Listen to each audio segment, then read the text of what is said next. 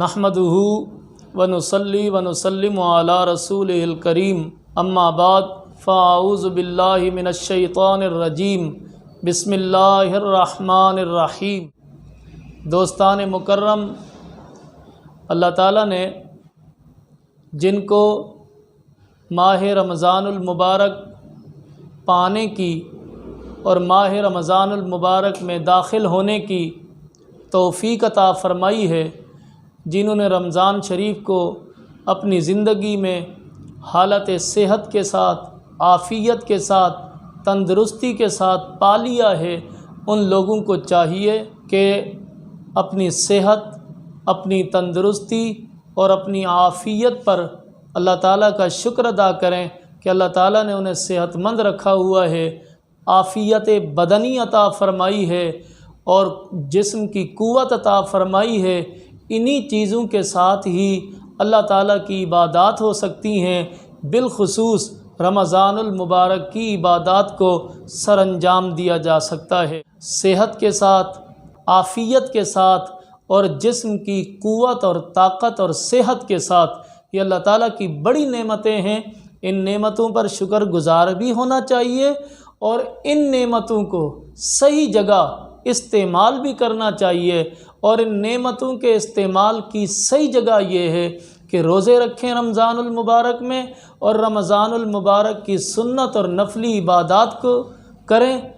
انجام بجا لائیں ان سارے امور کو، اور کسی اللہ تعالیٰ کو راضی کرنے کے امر میں شیطان اور نفس کی سستی اور غفلت کا شکار نہ ہوں۔ میرے بھائیوں، میرے دوستوں، پوچھو ان لوگوں سے جن سے صحت چھن جاتی ہے، جن کے بدن میں طاقت نہیں رہتی، عافیت نہیں رہتی اور جسم کی اور قوا کی سلامتی نہیں رہتی، ان کے لیے عبادات کتنی دشوار ہو جاتی ہیں۔ اس لیے وہ نوجوان، وہ ہمارے بزرگ، وہ ہمارے جوان، وہ ہمارے بوڑھے جو تندرست ہیں، صحت مند ہیں، جسم میں ابھی خون پانی موجود ہے، بھوک اور پیاس کو برداشت کر سکتے ہیں، گھنٹے کی تراویح پڑھ سکتے ہیں، قرآن کی تلاوت کر سکتے ہیں، اللہ کو راضی کرنے والے سارے کام کر سکتے ہیں، تو انہیں ہر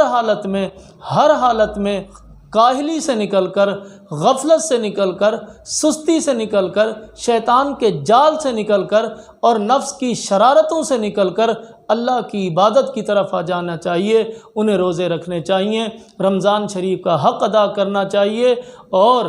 یہی موقع ہے کہ جب صحت، جسم اور قوا کی سلامتی ہو تو اس وقت اللہ تعالیٰ کو اچھی طرح راضی کیا جائے اس کی عبادات کر کے۔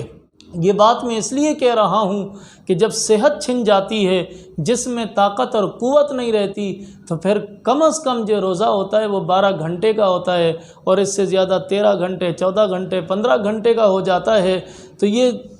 13-14 گھنٹے کی بھوک، پیاس، مشقت بغیر صحت و عافیت کے ساتھ اور جسم کی تندرستی کے بغیر یہ چیزیں برداشت نہیں ہوتی، اور نہ ہی روزہ رکھا جا سکتا ہے۔ اس لیے اے میرے صحت مند بھائیوں، اے مسلمانوں، اپنی صحت پر بھی اللہ کا شکر ادا کرو اور اپنی صحت کا حق ادا کرو کہ اللہ کی عبادات کو بجا لاؤ۔ میرے پاس ایک نوجوان آیا، بالکل نوجوان۔ میں نے جب یہ مسجد میں درس دیا کہ لوگ تندرست بھی ہوتے ہیں، پھر روزہ چھوڑ دیتے ہیں اور اس روزے کا فدیہ ادا کر دیتے ہیں، حالانکہ فدیہ دینے کی بجائے ان کو روزہ رکھنا چاہیے، لیکن روزے کی مشقت سے بھاگنے کے لیے لوگ اب مال دے دیتے ہیں، پیسہ دے دیتے ہیں، اور وہ سمجھتے ہیں ان پر روزہ فرض نہیں ہے۔ جب میں نے یہ بیان کیا تو ایک نوجوان آیا، اس نے کہا کہ ہر 6 گھنٹے کے بعد میری شوگر لو ہو جاتی ہے، اگر میں 6 گھنٹے کے بعد یہ شوگر کی گولی نہ کھاؤں تو میری شوگر جو ہے وہ اپ نہیں ہوتی، یہ میری مجبوری ہے، تو کیا میں روزے رکھوں یا نہ رکھوں؟ تو میں نے ان سے کہا کہ اگر تم روزے رکھ لیتے یا میرا بیان سن کے روزے رکھ لیتے پوچھے بغیر، تو پھر افطاری کے ٹائم اور مغرب کے ٹائم تقریباً تمہارے لیے افطاری کا اہتمام نہ ہوتا، بلکہ تمہارے لیے قبر، کفن، دفن کی تیاری کا اہتمام ہو رہا ہوتا، اور تمہارے لیے دعائیں کی جا رہی ہوتی ہیں، اعلانات کیے جا رہے ہوتے۔ تو دیکھیے، شوگر ہے، ہر 6 گھنٹے کے بعد لو ہو جاتی ہے، اگر وہ 6 گھنٹے کے بعد گولی نہ کھائے تو روزے کو کنٹینیو نہیں رکھ سکتا، جاری نہیں رکھ سکتا، لہٰذا وہ معذور ہے۔ تو اس نقطے کو سمجھیے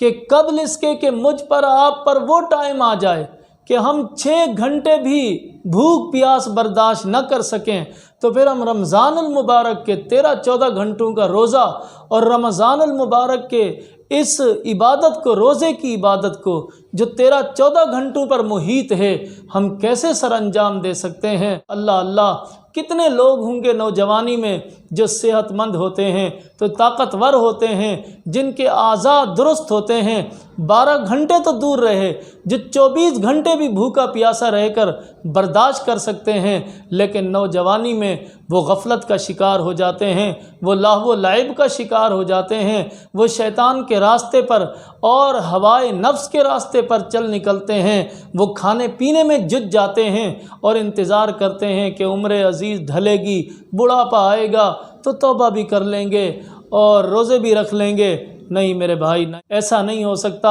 ممکن ہے کہ تو جس وقت کا انتظار کر رہا ہے کہ میں اس وقت جا کے روزے رکھوں گا، اس وقت تیرے ساتھ تیری صحت ہی نہ ہو، تیرے جسم کی سلامتی ہی نہ ہو، تیرے قوا اور اعضاء کے اندر وہ طاقت ہی نہ رہ جائے کہ تو اللہ کی عبادت کرے۔ اس لیے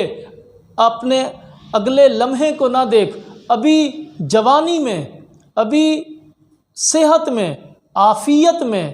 اور جسم کی درستگی ہے تو اللہ تعالیٰ کا شکر ادا کر، اللہ تعالیٰ سے توبہ کر، اللہ تعالیٰ سے ڈر اور اللہ تعالیٰ کی عبادت کر، اس لیے کہ جوانی میں توبہ کرنا یہ پیغمبروں کا شیوا ہے۔ در جوانی توبہ کردن شیوائے پیغمبری است۔ فارسی شاعر کہتا ہے کہ جوانی میں توبہ کرنا یہ انبیاء کا طریقہ ہے، یہ اللہ کے نیک بندوں کا، نبیوں کا طریقہ ہے۔ وقت پیری گرگ ظالم می شود پرہیزگار۔ وہ کہتے ہیں کہ بڑھاپے میں تو ظالم خونخوار بھیڑیا بھی بڑھاپے میں آ کر وہ بھی نیک اور متقی اور پرہیزگار ہو جاتا ہے، یعنی شکار کرنا چھوڑ دیتا ہے۔